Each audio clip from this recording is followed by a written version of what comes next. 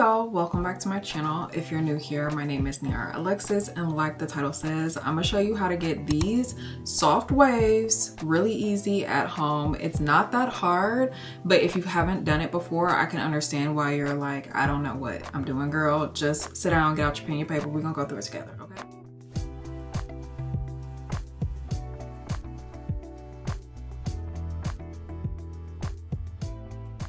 You can see I have already done this side of my hair and I have already used one product in my hair. So before I even curl my hair, I straighten it first. People ask me that a lot, like, do I straighten my hair before I curl it? Yes. And I always get asked, like, why don't you just straighten your hair and curl it at the same time? Because that's not what they did to my hair at the salon. When I was going to the salon every 2 weeks faithfully when I was a kid, they would straighten my whole head first, and then they would apply more heat protectant, and then they would curl it. That's how I do my hair. I literally mimic my entire routine and technique off of professionals. So do what you wanna, that's how I do mine. So before I start curling my hair, I spray this product in there. It's the Paul Mitchell Flexible Style Hot Off the Press Thermal Protection.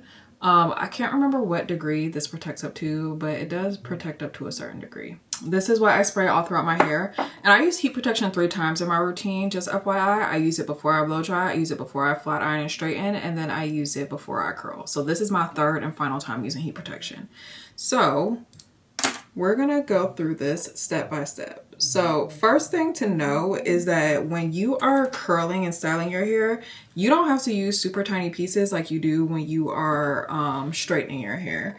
When I'm straightening my hair, I would never straighten a section of hair this big. It's too big for me to fully like get everything straight. But when I'm curling, you can kind of just grab big chunks, okay? And that's what I'm doing.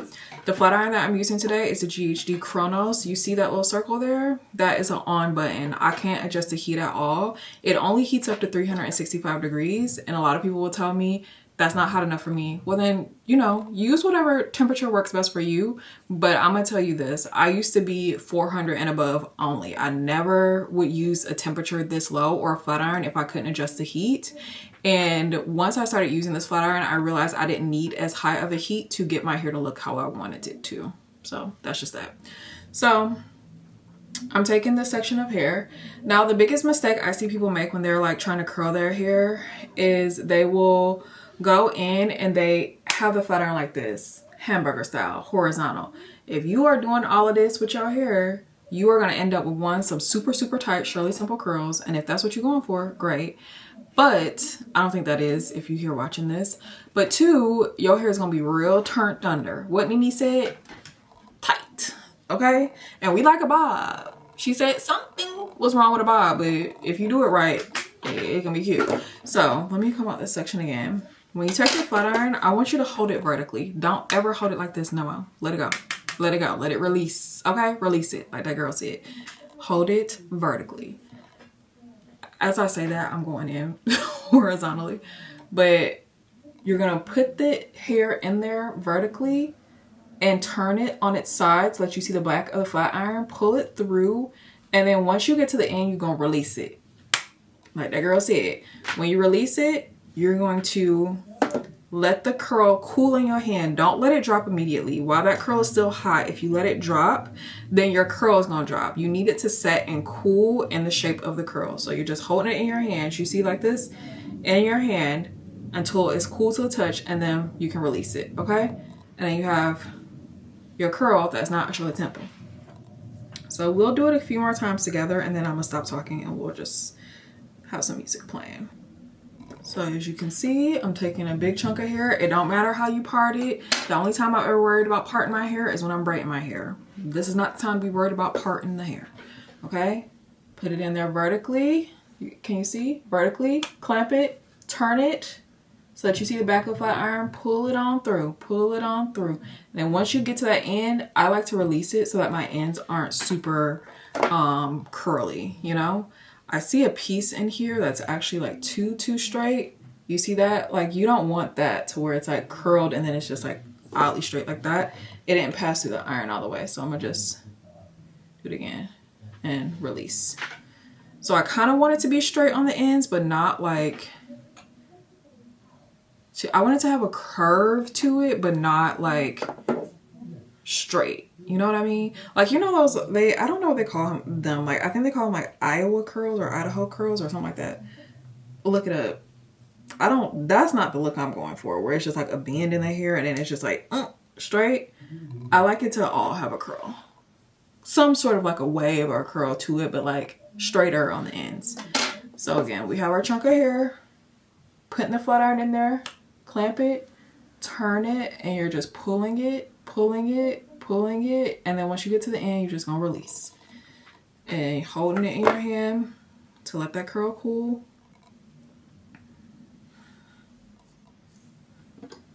And then this is our last chunk. So this quarter of my head, I probably did about like 5 or 6 big curls. Put it in, pull it through, pull it through, pull it through. You don't have to move real slow. And then once you see that end get in there, just release.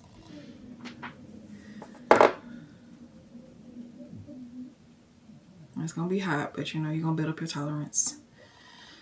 Then we're gonna go in and spray with a hairspray, a light hold hairspray, nothing crunchy. If it says extra hold, you're gonna extra put it down. No, because that's gonna make your hair crunchy, okay? The hairspray I'm using today is from Blake Brown. It's their black, it's called Classic Hairspray, Reliable Hold. The scent is called Blackcurrant Vanilla. It smells so good. And I just spray a little bit, okay? Just a little bit. You don't need a lot, but you want something that's gonna help hold your curl. So, sorry if y'all can hear that TV. It's literally on the other side of the wall. So I'm gonna curl this front section. I'll probably zoom in so you can see it a bit more, and I'm gonna stop talking. Okay.